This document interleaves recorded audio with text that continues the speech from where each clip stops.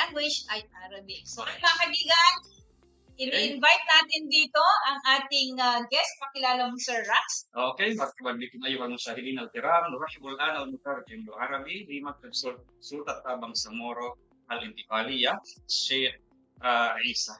تفضل يا شيخ. Oh, yeah. So, Assalamualaikum, Sir Isa. Okay. Dito kasi ikaw ang aming guest at kailangan ikaw sa ganyan. Ikaw ang bida. Yes. Ayan. So, mga kaibigan, ang aming Arabic translator, mga kapatid, ang aming Arabic translator, si Sir Isa Manolocon. Sir, Assalamualaikum and welcome sa ating kapatid Language Connect.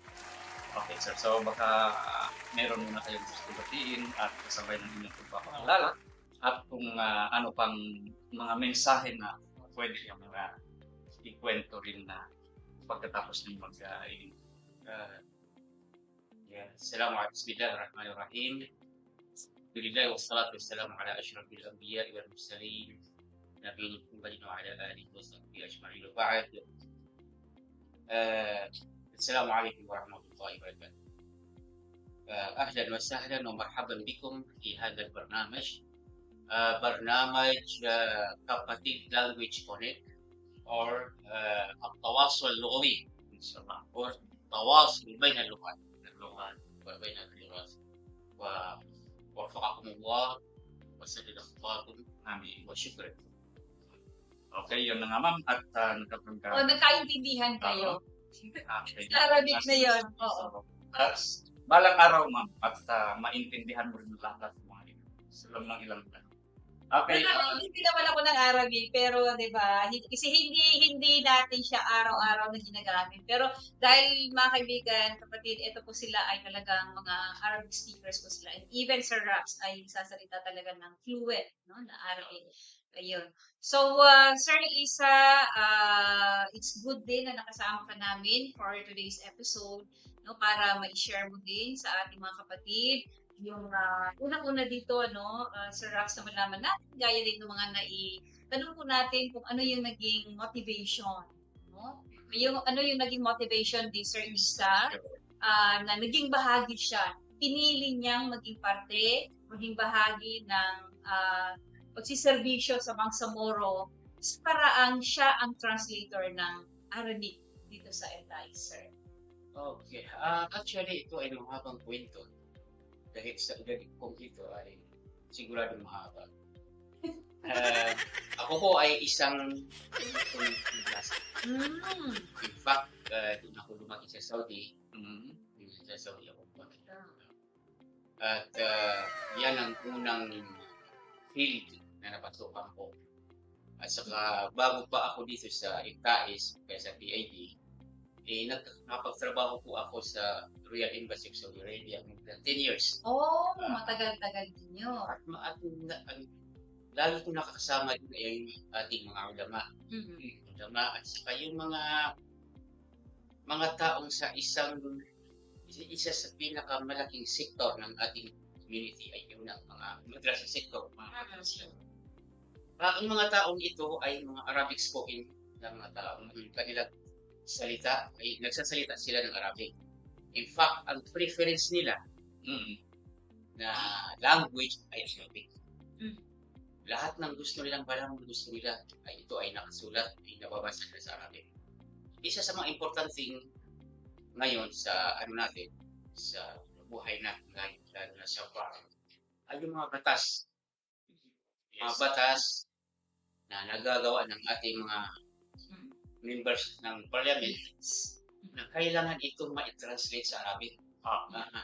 Para ito sa mga madrasa sector. When I say madrasa sector, ito yung mga nag-aaral sa madrasa, including yung mga ulama natin. Dahil yung mga ulama natin, alam naman natin, ang kanilang unang field ay yung madrasa. Yes. So, kaya ang trabaho natin dito sa translation, ang siniservisyohan natin ay yung mga ulama at saka yung mga tao sa madrasa. Kailangan hindi lang maintindihan yung mga proseso ng ating mga batas at saka yung mga nasa-status nila na mga batas para mapag-aaral nila sa Arabic. Yes, kasi totoo naman Sir Rax, mga kaibigan, meron po talaga tayong mga kababayan dito sa farm, na talagang gumagamit ng Arabic language, And in fact, maalala ko nun na Sir Isa, even yung hindi pa talaga yung ano ba? Kasi nakakasulat na din sila ng Arabic eh. Yung mga gumagamit din ng kirim. Oo, yung kirin. Kumbaga sa mga kapatid natin sa island ay Jawi. Jawi. Susulat sila ng Arabic. So, ibig sabihin, kapag ito ay nabasa nila, maiintindihan nila. Yes, kasi sa amin, actually, back to my younger age pa ng mga panahon ko ay, Younger age. Oo. pagka kami ay tinuturuan ng aming mga lola na sabi magsulat ng yakan. So, kung sabihin niya, kung baka sabi sa inyo na mataw kami Muslim, Ari. Oo. Sa amin, pag sinabi, kinulat yakan. So, pag sinabi nilang nulat yakan, yung lettering, yung steno nun ginagamit ay Arabic. Arabic. Yes. Later na nag-aaral na tayo ng Western curriculum or sa local curriculum natin ng through English o Filipino. So, nauna talaga ang stereotype ng pagsulat namin na Arabic. Oo. So, ito yung gusto natin na makita, sir, at sa ating mga kapatid, ay yung mga bagay na common tayo. Di ba? So, ibig sabihin, sa paraang ito, yung mga kababayan po natin na gumagamit ng Arabic text, ay maiintindihan nila. In fact, ma'am, ito, Arabic language, yan ang common na language ng lahat ng Muslim tribes sa Pilipinas. Kahit magkakaiba tayo ng ginagamit na salita, pero pagdating sa Arabic, common tayo yan. Yes. Okay, mga madrasa sa Hulo, madrasa sa Maguindanao, sa Lalo, lahat yan, Arabic yan. At Aisal ngayon. Ang Aisal na hindi naman talaga natin maiwasan na pwede natin kasi capital nila ang Arabic. Ayan. So, ayun mga kaibigan, na-share ni Sir Isa yung experience niya. So, talagang mahaba yung experience mo sa paggamit ng Arabic language at saka yung service mo din sa ibang work experience mo. Now, para malaman din ng mga kababayan natin, ano nga ba yung mga na-i-translate na ng ating Arabic translator from English to Arabic? Una kong na-translate natin ay yung BOL. Yung BOL. Pero hindi pa ito na-validate. Pangalawa, yung Bangsamoro Electoral Code. Okay. Yung BEC. Na-translate natin ito sa Arabic. At na-validate din. Ibig sabihin na ready for circulation. Pwede nang gamitin. Na-validate ito na ng mga ulama natin sa Garobista. Na-review nila at na-validate nila. Kasalukuyan, patapos na rin yung local governance code. Local governance code malapit na rin matapos. At mayroon dito na i-translate mga IEC materials at saka yung speech ni Speaker Attorney Pangalim Barindong na i-translate natin niya sa Arabic. Ayan. So, medyo madami-dami na din. Alhamdulillah. Pero ito mga kaibigan mga kapatid, ito pong sinasabi ni Sir Isa at kahit po yung mga previous na naging guest natin ng mga translators ay nandito pa lang yung kopya. Nandito pa lang po sa TID dahil ito po ay dumadaan talaga ng proseso ng validation. Hindi pa po ganun ka-accessible itong mga documents na ito. Para lang po sa kaalaman nila, dahil naiintindihan natin marami yung excited na mga kopya. Di ba? Kasi kauna-unahan to di ba? Na merong ganitong office, di ba, Sir Rax? Tayo lang dito sa Pilipinas. Yes, yun nga po, sir. Kasi pagdating sa translation at siyempre experience din ng mag-translate ng Arabic at English-Arabic. Pero parang yun at random na hindi naman at least maintindihan ng mga clients. Pero ngayon, yung siyempre, ang ginagamit mo, posha. Tapos, ang mga laman ng mga code o kaya itong na to ay mga legal terms. So, hindi ka ba may stress? Oo, kasi Eh, sabi na talagang mahirap yung trabaho natin. Ikaw, how do you feel about it? mahirap talaga. Unang-una, ang Arabic language ay i-translate natin yan sa kosa. Pero meron pa tayong di ba, yung, natin. yung classical, Standard na Arabic Mm. standard. yung sa O Quran. kaya official. Okay. At di ba, meron pa tayong isang service na binibigay dito sa TAD, yung interpretation. Interpretation. Siguro sa interpretation, siguro baka magamit ko dyan yung colloquial Arabic eh. Oo, Yung Amiya kasi mabilisan lang yan ang magsasalita eh. Mm-hmm. Yung Amiya kasi, iba't ibang nation ng mga Arab nations, Iba. ng dialect nila. Although lahat Arabic yan. Arabic yan, pero Pati magkaiba. mismo sa Saudi mismo, Mm. magkakaiba yung taga Hijaz, sa Mm. parte ng ano, at saka yung taga Najd, yung mga taga Riyadh, saka yung mga iba yung Arabic din. Yes, naalala ko ang naming tinuturo dati sa mga OFWs na umaalis. Siyempre, yung Arabic pagka ikaw ay pupunta ng Saudi at magpunta ka ng Jordan, maiba yung maririnig mo. Mm. Kasi meron silang ibang ano, kahit na kunyari, sabi ng Saudi Tifral, Shlona. sabihin naman ng mga taga Sham, Syrian, Shlona, o kaya Slonich ng Iraq. Pagdating sa amin sa Libya, sabihin, Shinjo, Yeah. Tifral. Pag yung kumustahan nila, By the way, nakalimutan natin, hindi ko pa naririnig na Mm. nasabi natin dito na si Sheikh Raqib. Si Okay. Rax. Oo. Siya ay si Sheikh Raqib. Siya ay graduate ng Libya. Okay. Siya graduate. Oh, kaya nabanggit ko rin doon sa amin. Oo. Kasi galing ko na ito ng Yes. Libya. So may pinaiba rin silang mga intonation. Sir Rax, ito na tayo iba ng ano, kasi napuntahan niya yung mga lugar na yun. Marami siyang napunta na lugar sa Middle East. Okay. So, kaya pala ganun din siya kagaling mag-translate. Magaling yan. Diba? So, may mga times na magkatuwang kayo sa translation ng Arabic. Consultant po yan.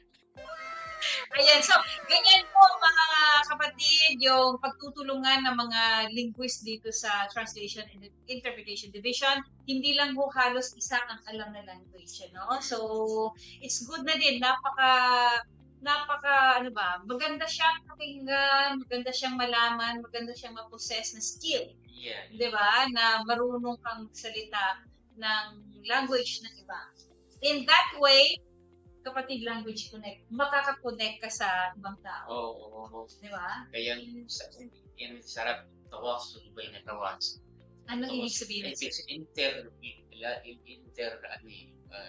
lingual services. Yan. So, ayun mga kaibigan. At baka mayroon pang gustong i-share si Sir sa atin bilang Arabic translator natin. Wala naman siguro kasi kung meron man siguro gusto kong i-share, pwede rin i-share ni Chef Rax. Dahil magaling din siya at malawak din ang kanyang experience sa Arabic translation. At saka bukod sa Arabic, tumutulong din tayo kahit pa paano sa mga kasama natin ng mga translators.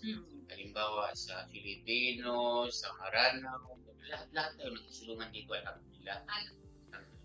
Yan. So, ito po si Sir, ang ating, si Sir Isa Manulocon, ang ating nag-iisa. Si Sir Isa, nag-iisang Arabic translator ng Translation and Interpretation Division. Although, katuwang niya most of the time din si Sir Rax, nabanggit nga niya dahil nakakapag-translate din po si Sir Rax ng Arabic. And again, tama po yun. Nagtutulungan po dito sa TID. Ayan. So, Sir Isa, maraming salamat. Baka meron ka din gustong sabihin sa mga gumagamit ng Arabic language at sa mga hindi pa masyadong gumagamit para ma-encourage sila na gamitin yung Arabic language. Yes. Alam po natin ang kahalaga ng Arabic sa ating buhay. Lalo na tayo ay mga Muslims. Tanggapin man hindi, yung Arabic ay mayroon siyang parang spiritual kasi unang-una hindi natin mababasa ang Quran kung hindi tayo marunong magbasa ng Arabic. In fact, yung kung kaya ay naisulat yan sa English, hindi matatawag na Quran yan. Ang Quran, Arabic lang. Translation lang din. Pwede magkaroon ng translation o kaya transliteration, Yes. pero hindi ang mga Quran. Ang Quran talaga nakasulat yan sa Arabic. Kailangan natin magsikap at matuto magbasa ng Arabic. Sa mga kasama ko, sa sektor ng mga madrasa, yung BARM po ay, alhamdulillah, ginawa ang Arabic isa sa mga official language. Di ba? Isa sa mga official language natin ang Arabic. Kaya ngayon ay patungo sa sitwasyon kung saan kung kaya, ita-translate yan sa Arabic. Inshallah. Inshallah. Yun, magandang Salamat. answer. Oo, Para kasi kapag may mga kapatid tayo na lalo na kapag Ramadan nagbabasa ng Quran, nililipit, napipilitan na basahin talaga in English. Mas tama ba? Mas malaki yung reward na makukuha pag natuto ng magbasa ng Arabic. Sa Arabic talaga, kailangan From English. hindi tayo gumito. Para sa akin, obligado sa Muslim na kailangan tayo magbasa ng Arabic para mabasa natin ang Quran.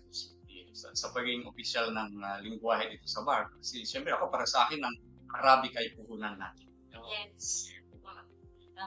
Yes. Yan. So, Okay. sir, isang maraming ito muna pero hindi ito ang huli.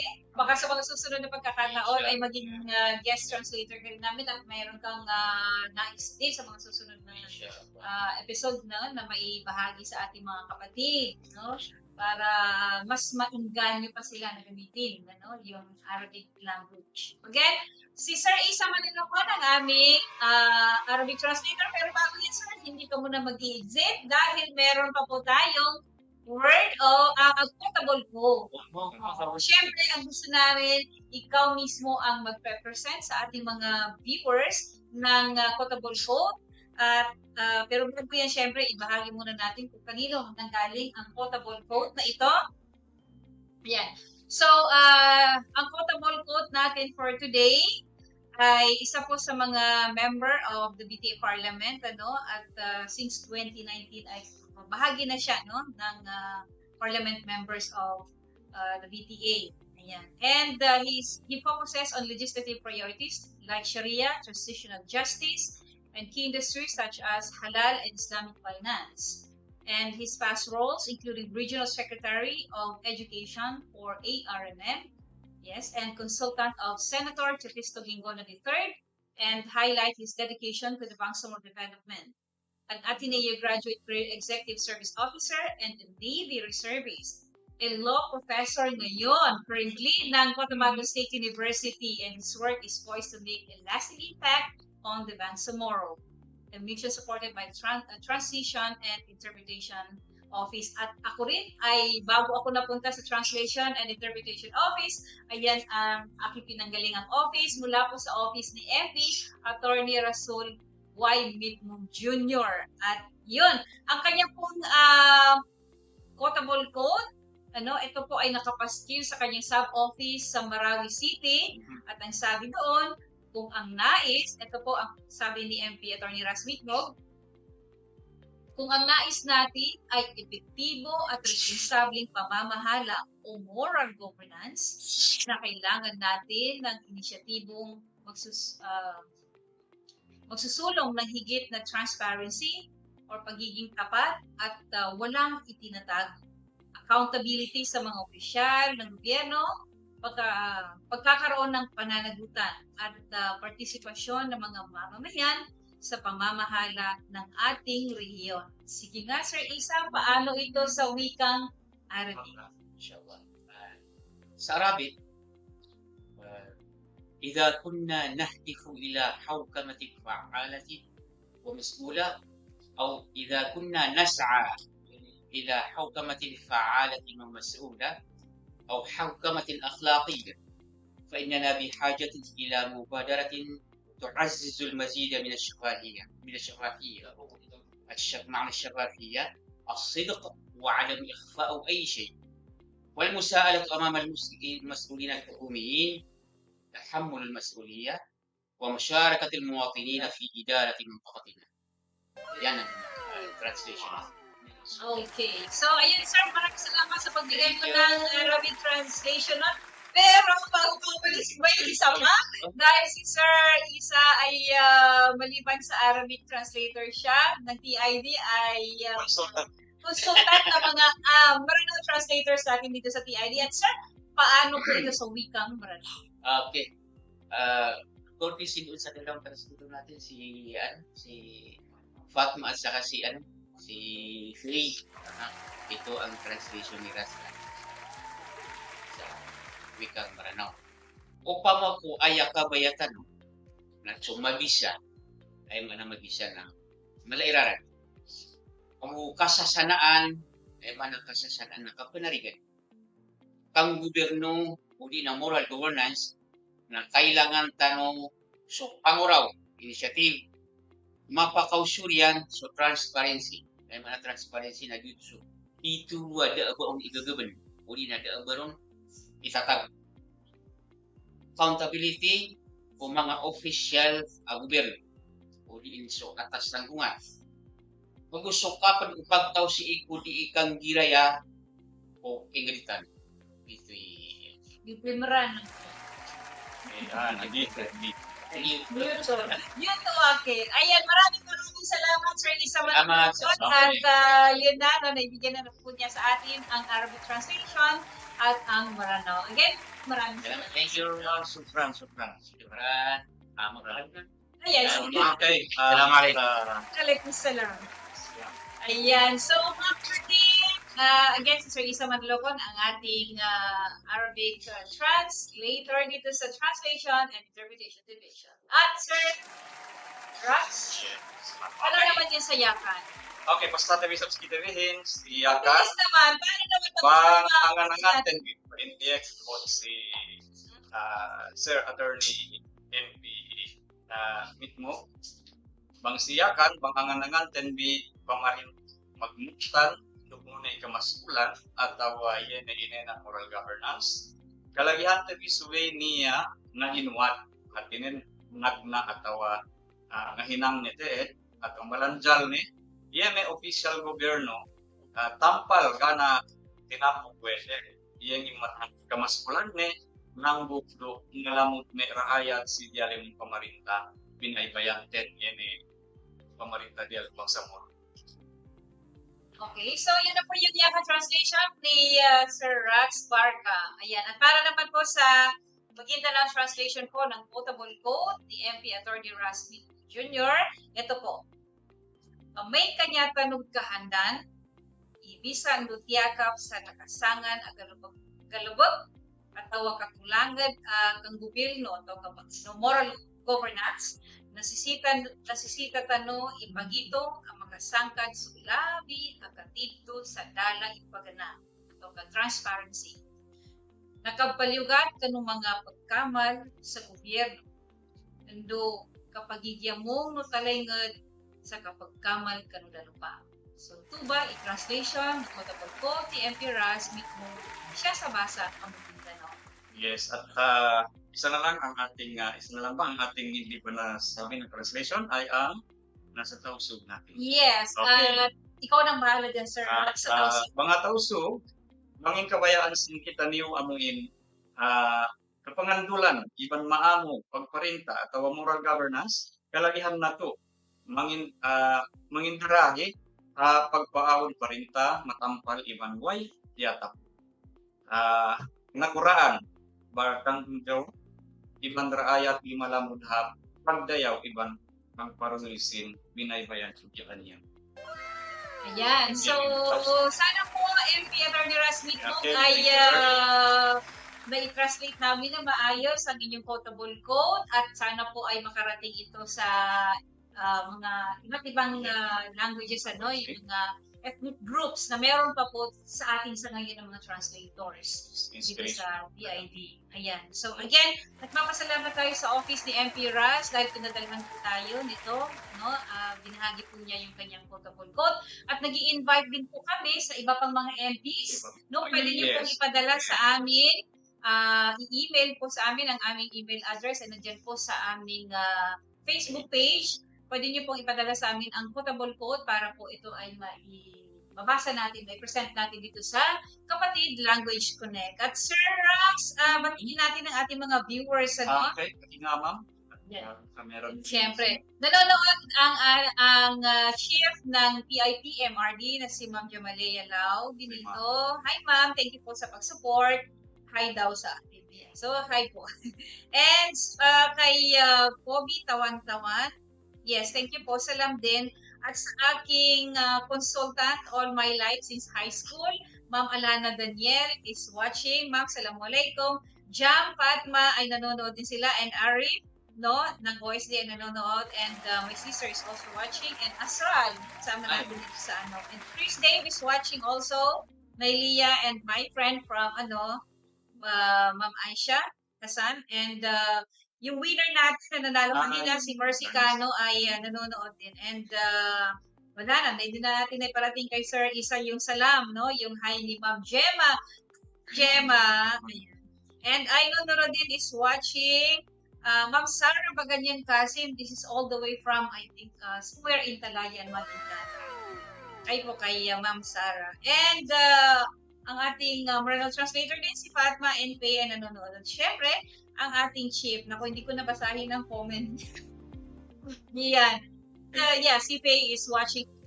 Nakikita sa ating mga viewers, si former Assistant Secretary of the DepEd ARMM, si Sir Nur Saada. Sir, Assalamualaikum po. Parang nasa either Zamboanga or sa Sulu po si Sir. Yan, maraming salamat po. Nakakatuwa po makita na nanonood po kayo ng aming Kapatid Language Connect. Maraming salamat. Okay, so ulitin natin tingnan ang mga sumagot ng ating word of the day at naibigay na po namin ulit ang word of the day natin ngayon ay teacher. So, anytime po ngayon, mamaya, kung kayo ay free na makapag-send ng sentence nyo. So, meron na. Meron na. Ayan. So, eto, may nagpadala ng kanyang sagot. Sabi niya, what's the word of the day?